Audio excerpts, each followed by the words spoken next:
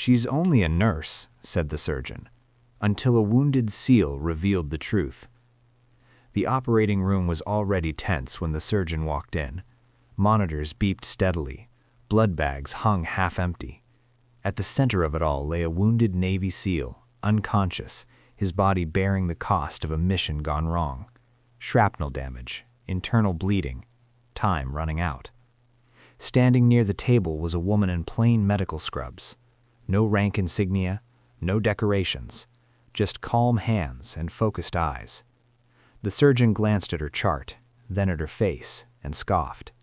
"She's only a nurse," he said quietly to the room. "I'll handle this."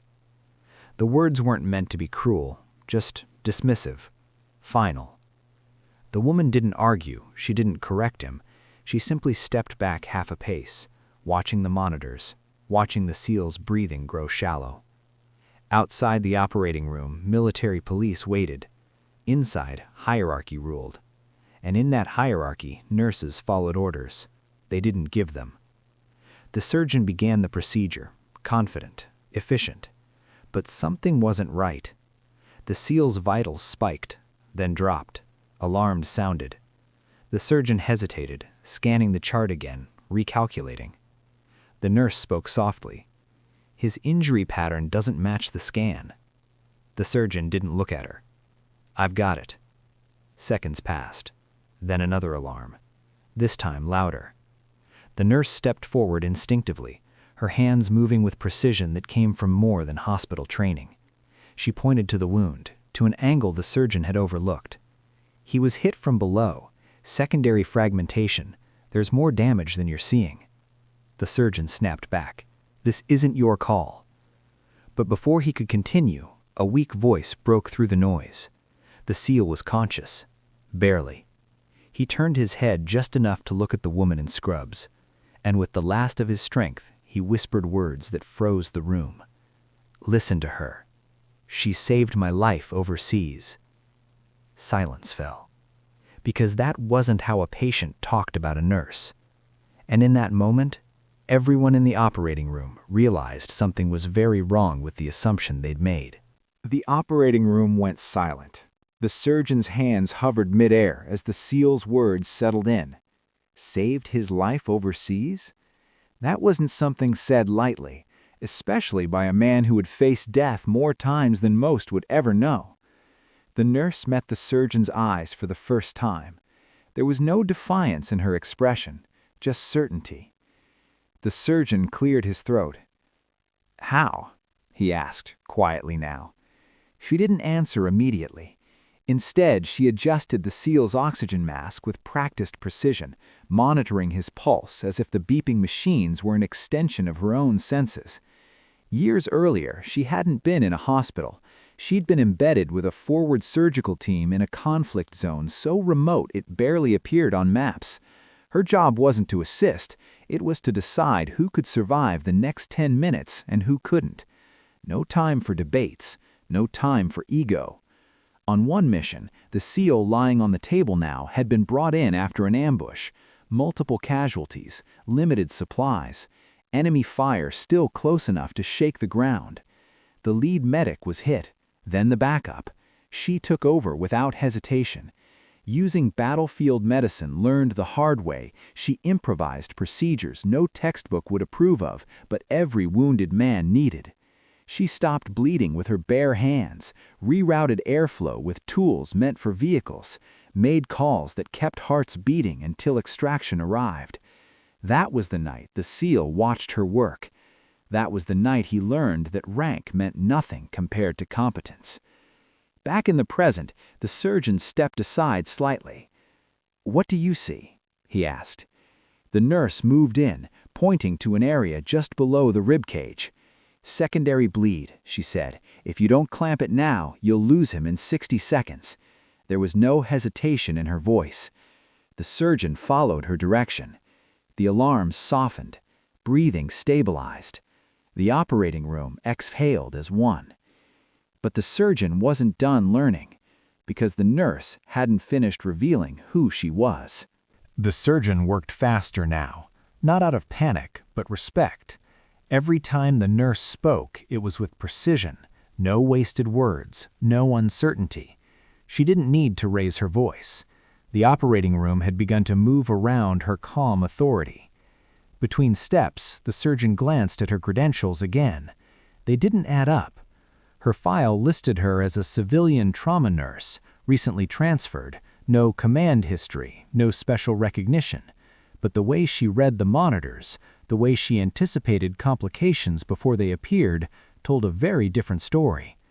Finally, during a brief pause, the surgeon asked the question no one else dared to ask. "Why are you here?" She didn't look up. "Because this is where I'm needed," she said. The truth came out in fragments.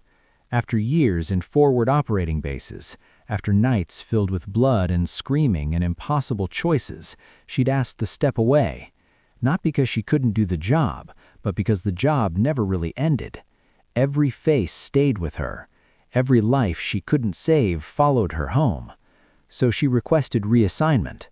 No medals, no ceremony, just a quiet transfer to a civilian hospital that handled military cases. She wanted normalcy, but normal had a way of finding her anyway.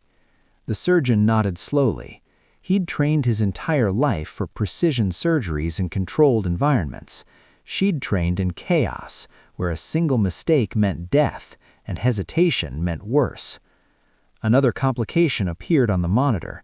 Before the surgeon could react, she was already there. "Pressure drop," she said. "It's not the heart, it's the lung." He adjusted instantly. Once again, she was right. Minutes later, the SEAL's vitals stabilized fully. The bleeding was under control. The danger had passed.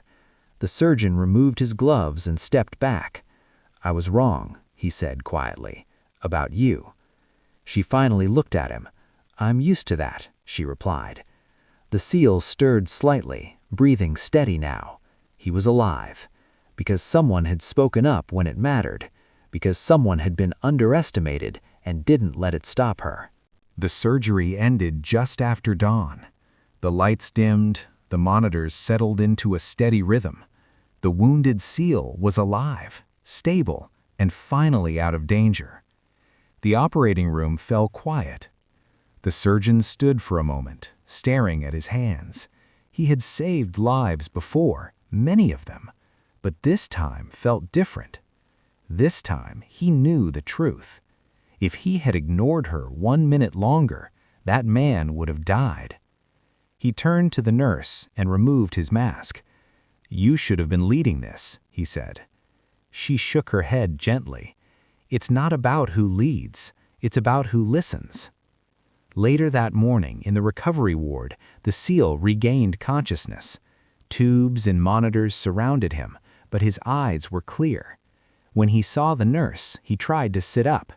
"Easy," she said, placing a steady hand on his shoulder.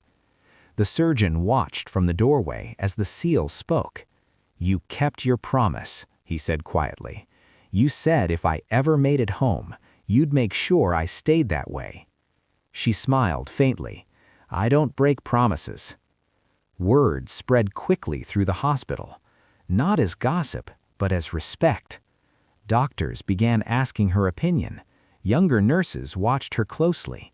The surgeon himself changed how he ran his team, encouraging voices that might have been ignored before. Because he had learned something no textbook could teach.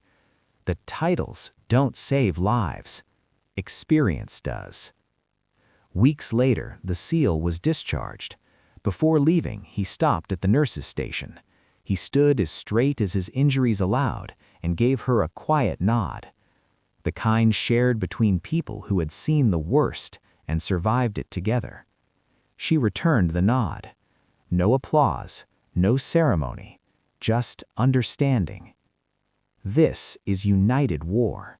And sometimes the strongest warriors don't carry weapons.